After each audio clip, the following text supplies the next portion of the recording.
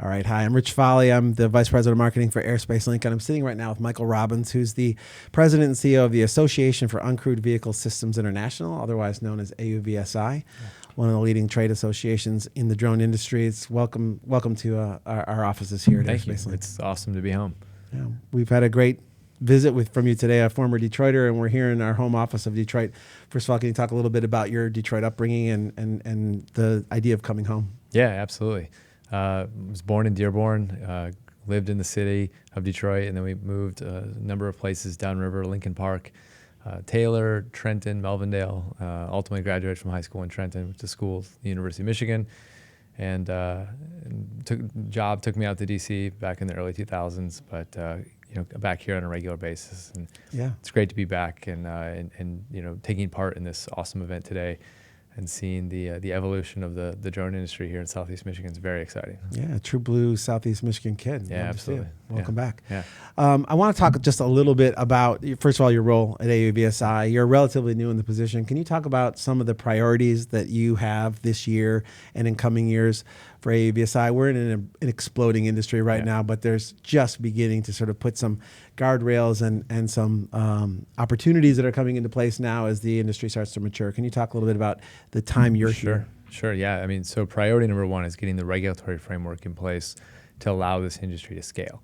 Right now, there's a fairly limited opportunity for the industry to really grow in a meaningful way, because right now most drones have to be operated by within visual line of sight under a rule from the FAA called the Part 107 rule, which is great because it allows for drones to fly in the airspace and to do commercial operations.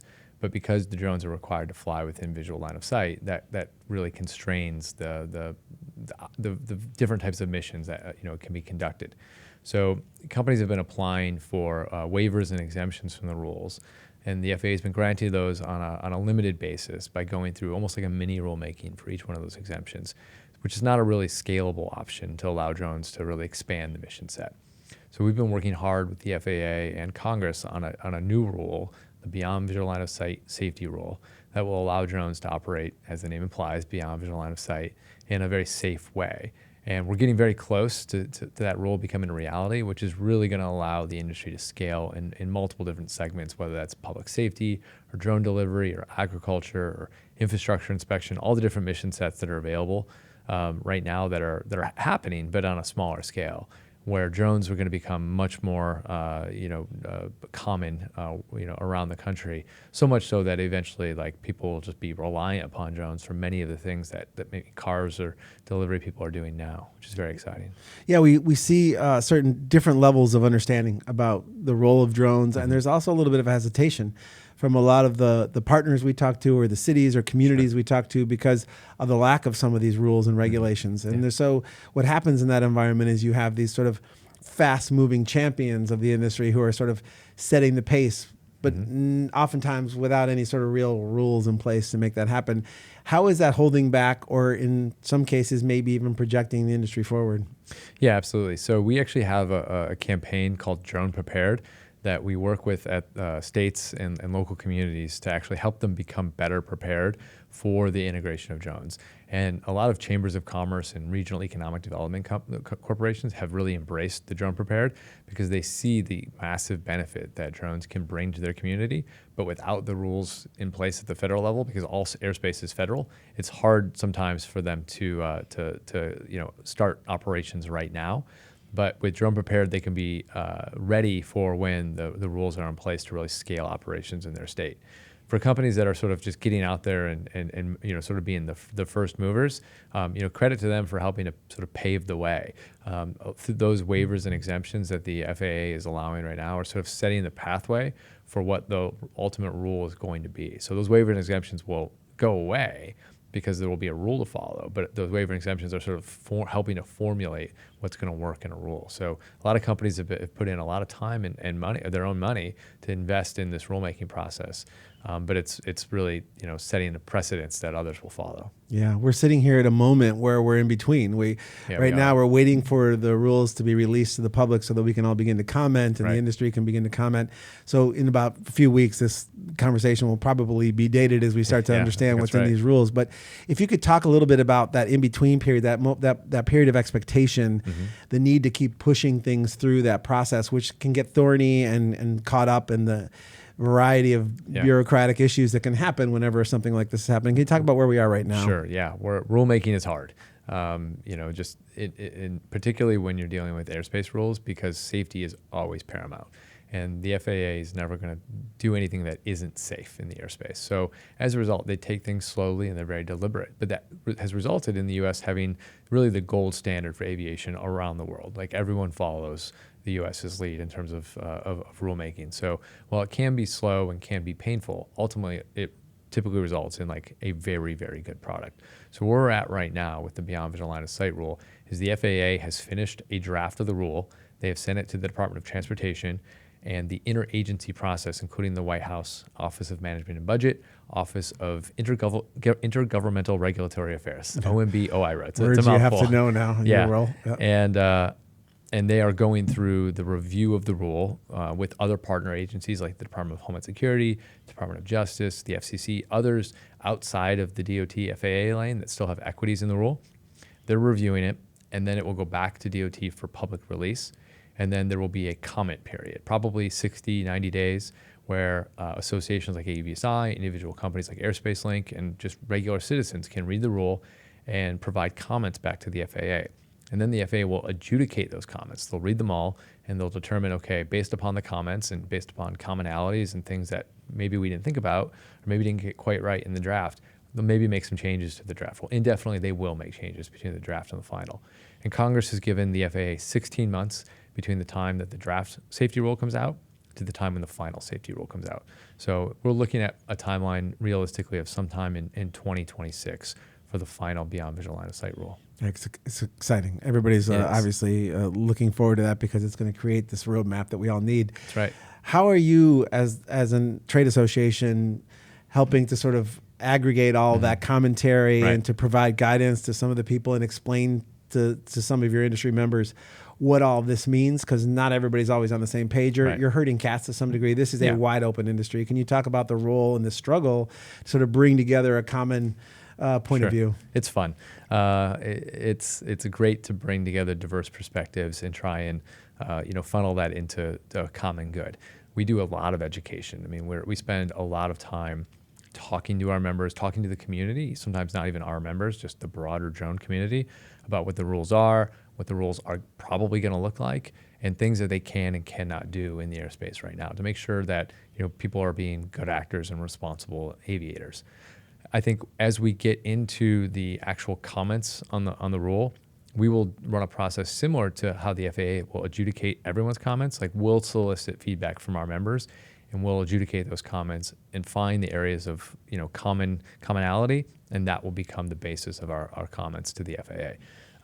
And then individual members, if they have comments that are sort of outside of what AUVSI comments on, they're free to do that on their own, of course, as well. Yeah. So tell me about your relationship with the FAA. You were on a panel today with Angela McCullough from the FAA. Another Detroiter. Yeah, we love that. Yeah. But they look at you as an important guidepost, obviously. Yeah. But talk to me about that relationship and how you funnel information to the FAA for their initial rulemaking. The FAA does a great job of industry outreach because they know in order to be successful, they need to be a partner with industry because industry is the one innovating, industry is the one bringing the technologies forward. So the FAA, I think, does a great job of working through AUVSI and with AUVSI to be a conduit to the broader industry. And I give the FAA a lot of credit for really, particularly in the last 18 months, 2 years, of really, really leaning in and trying some new things, some of which we heard about Angela talking about today in the panel, like the near-term approval process, the NTAP for approving uncrewed traffic management software to be integrated into the NAS and national airspace so that strategic deconfliction can occur. There really wasn't a process for that federated approval, and the FAA built one with in hand in hand with industry in a relatively short period of time. to begin, demoing this UTM like in a real operational environment for strategic deconfliction of drones.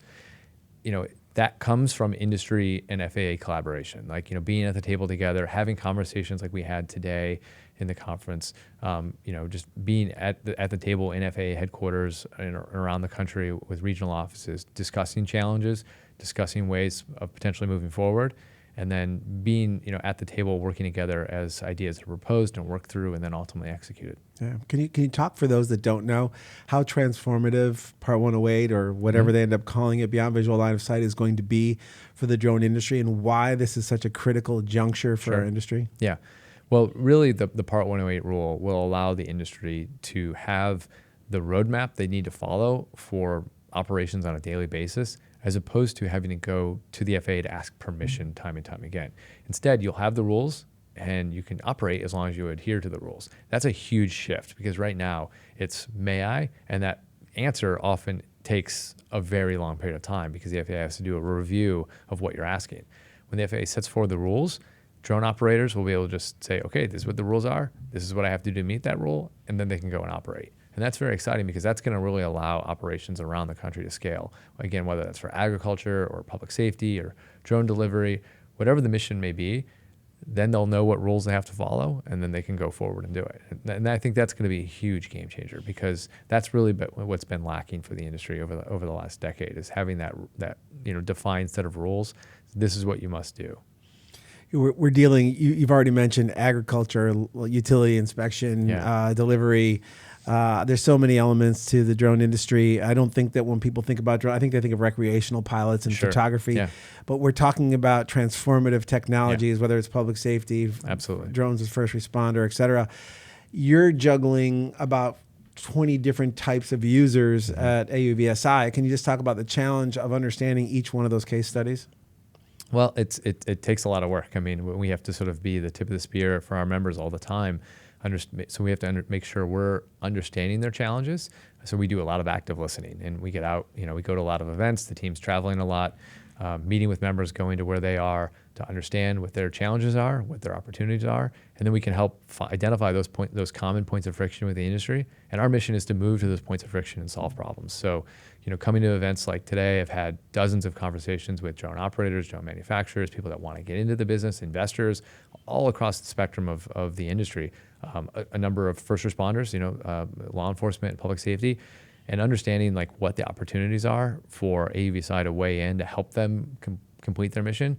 Like it's a lot of work, but it's also super motivating. And I wake up every morning like excited to go to work, because the things we're doing in this industry are truly transformational. Like I try not to like hype it up too much, because I don't want to seem like an evangelist, but like it's exciting to think about, like when you call 911, it's not going to be a police officer in a squad car that arrives first. It's going to be a drone that's either delivering an AED, or, if someone's having a heart issue, or someone gets bit by a snake, it's delivering, snake antivenom, or someone's, had an overdose, it's delivering Narcan, or there's a hostile situation, that drone's providing tactical intelligence to the police before they arrive on scene, so they know, okay, this is what I'm showing up to, and how can they respond appropriately. There's so many different things across all the different mission sets that are truly transformational for society that people really haven't seen yet, but it's coming. One really good recent example was the hurricanes in Florida, Milton and Helene, thank you. There was, massive drone operations that the FAA approved beyond the sort of normal approval process to get drones in to help provide search and rescue, to provide intelligence to electrical utility companies and others doing disaster response, of like, okay, what are the areas we need to prioritize? Doing long line linear infrastructure inspection to help the power companies. Okay, this is where there are problems, and even some really interesting use cases of drones going in and using like arms to like pick up power lines out of the water, so that a human didn't have to wade in there and put themselves at risk. Tons of examples like that of drones like having a meaningful impact and getting power restored and finding people. It's really motivating. I get excited thinking about things that are non-traditional case studies for people who don't know the drone industry, like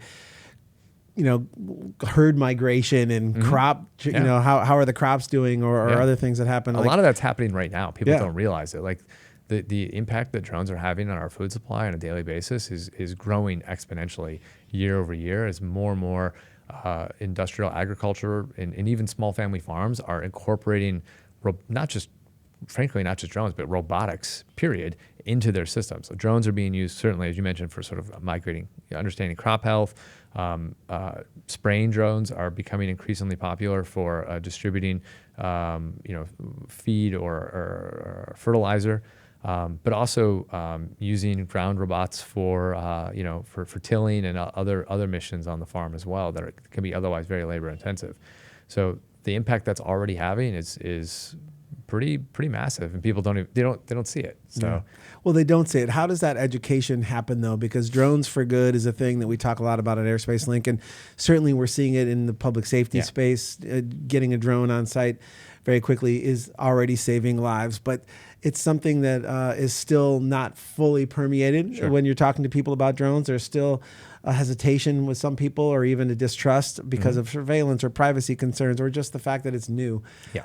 How do we get some of those stories out, that the truly transformative things you're talking about, into more people's heads? Yeah, I mean, it starts with education, and one thing that was really cool was during the hurricane response.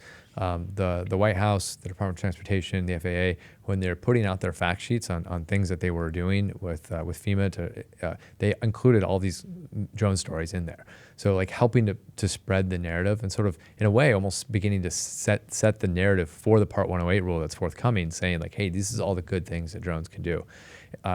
We had Oakland County today talking about their police program and how they have a transparency website, that's designed to help the public understand this is what drones are doing and this is what drones are not doing. Right. And I think, having that sort of conversation with the community is very important. A lot of our member companies that are doing drone delivery, before they launch operations into a community, they go into the community and they go to city halls, they go to community fairs, sometimes they go to door to door. And they tell people, hey, we're gonna be launching drones here. Just so you know, like our drones aren't taking pictures of your house, they don't have high resolution cameras, here's what they do, here's what they don't do.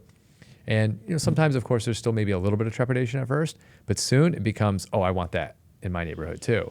And in North Texas, where they've got that key site, and where like Walmart has really leaned in and is doing drone deliveries from multiple stores in the North Texas area, communities are now fighting over like which store is going to be the next drone delivery, because they all want it, because it's becoming an incentive for people to live in that community. Like, you live in this community and you can get things delivered by drone, it's more likely people are going to move there because it's such a resource. Yeah. Whether it's ordering something like oh, I'm out of toothpaste, or like I'm cooking dinner and I forgot an onion. Like, I don't have to run in the store, get in my car, leave my kids. It's potentially unsafe because I'm on the roads. I just order on my app and it's delivered to my house in 7 minutes. Like it will change people's lives in a positive way. Pretty incredible. It really is. One of the things that we're seeing certainly is, when we started, I was usually police and fire and other sort of champions within a city, maybe, but just a personal pilot who just loves drones and is like pushing it into their city and community. Increasingly, though, we're seeing economic development leaders kind of pushing drones as something that they need to bring into their city as a tool, but also to create a drone-friendly environment that other companies who want to come in don't have to jump through all those hurdles on their own, sit in front of city councils, try to make their case about things. So forward-thinking cities are now kind of leading with their drone friendliness in some cases. They are. So that warehouses or other businesses can start to come in. And forward-leaning states like Michigan. That's right. Yeah. That's right. Maybe you can talk a little bit about that shift you're seeing from that initial champion, that sort of rogue, drone pilot, to an actual more concerted effort from a citywide perspective to sort of create and embrace what's coming.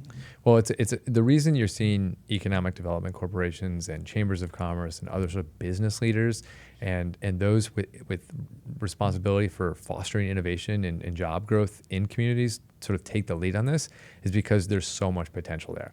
Again, all the different mission sets, depending on, every community is different, of course, whether they're doing an agriculture community or it's industrial inspection or delivering things between warehouses. All of these have different applications based upon the community. Each community is unique, but regardless of what type of community is, there is a demand for drone services. And the exciting thing is that we're now seeing communities compete for drone services in their community. We're seeing states, sort of offering incentives to companies to come in and offer, drone operations or drone manufacturing because they want that workforce in their state. And that creates a very positive economic opportunity for those that want to enter into this workforce.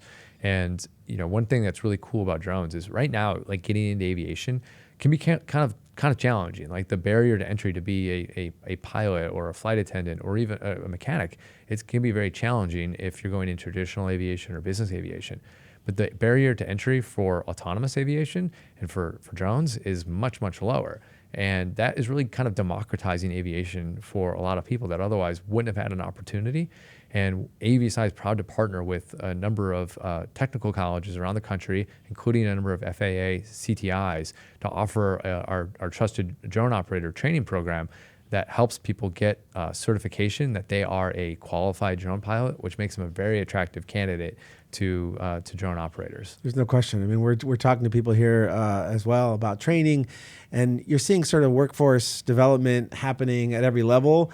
You're seeing a lot of high school kids and college kids, and sort of understanding that this is understanding the geospatial industries in general, and sort of leaning hard into this. But it goes beyond even the pilots. Obviously, you're talking about maintenance, you're talking about crew management and asset management. You're talking about an entire ecosystem that comes along with it to manage and operate those drones. And I think most cities seem to get into it sort of with that 1 or 2 or 3 people, and then start to realize that there's more elements that they need to start bringing in, and slowly and surely they do it. Can you talk about that sort of gradual on-ramp for any drone user, any city or any organization that's starting to leverage drones as they begin to understand this industry a little bit better? Yeah, it does typically start small, although as we're seeing success, of larger operations, it's actually becoming slightly easier to almost replicate that and sort of build that same scale model in another community like much quicker now, because companies are figuring it out, communities are figuring it out. So while it has typically been sort of a slow build up, we're starting to see situations where we're just going to replicate what was done in this community in this other community and build it up much faster because we've already found success there. And as long as there's that community buy-in, and that's really what Drone Prepared is all about, is getting the community ready for that replication, that sort of bringing the industry into the community quickly. People are finding a lot of success with that, and it's very exciting. Yeah. I know what the next 16 to 18 months success looks like for AUVSI. You've got AUVSI, you've got BVLOS, and you've got like an entirely new industry that's springing up around that. Can you talk about beyond that? Can you talk about where you see things in 2, 3, 4, 5 years in terms of drone use and accessibility? Well, I think one of the really important sort of elements to this industry is going to be onshoring domestic manufacturing, because as the number of drone operations grow, it'll be very important to have the industrial base to support that industry going forward, and having drones manufactured here in the U.S. and with partners and allies helping us build drones and build the components for drones is really going to be key to the success of the drone industry. And we're really excited about the opportunity. Being here in Detroit, there's a hunger among a lot of the manufacturers that have traditionally done auto to do aerospace and to do drones and advanced air mobility. And we're seeing that play out in real time as drone companies are seeking to move supply lines, here at home. There's a lot of opportunity to grow the manufacturing workforce to sort of accompany the operator workforce going forward. So I think, that's really something, beyond the 2-year mark that's going to grow exponentially. Well, you hit the magic words for Justine Johnson, who's on the panel with you, our Chief Mobility Officer in the state of Michigan, who's thinking about manufacturing as the key. And as there are, I don't know how many DJI drone owners in the United States, but there's a real concern about what's going to happen to people who own DJIs and what's going to happen with the Chinese drone industry. Do you have a point of view at AUVSI about what you're seeing with Chinese drone manufacturers? Yeah, absolutely. I mean, there's no doubt that the continued reliance on Chinese drone manufacturers is not in the best interest of U.S. national security or U.S. economic security. We shouldn't be buying unsecure, subsidized drones below market price from an adversarial nation. That's not a recipe for success for the long term. Now, at the same time, we also have to recognize that a lot of people have made significant investments into DJI drones for personal use or commercial use. So banning those and turning them off tomorrow also doesn't make sense. So we need to have a very logical phased transition away from Chinese drones into U.S. and allied manufactured drones and drone components that allows for this industry to scale and grow and provide secure, durable, resilient supply chains for operators going forward. Interesting. So the other element that I wanted to ask you about was that most of the cities that we talk to and that we're working with see the skies as not their business. They think about zoning and planning and other elements, and anything above their heads is usually the FAA or someone else for that matter. Yeah. So now, though, there's elements that they need to be thinking about as we get into BVLOS and we get into takeoff and landing zones and we get into zoning and planning and other elements. Right. What would you tell a city planner or a mayor or a city council member what they need to be ready for in terms of the post BVLOS world that's coming? Sure, absolutely. I mean, first, look at drone prepared. Like from a local regulatory standpoint, it's going to give you a big leg up. Number two, think about how you used your infrastructure dollars. When people think infrastructure, they think roads, they think bridges, and all of that makes sense. But like what Detroit has done here at New Labs and at the station is they've invested in some aerial infrastructure as well. They've radars and optical and tools that allow for drone operations to occur here because they have airspace awareness.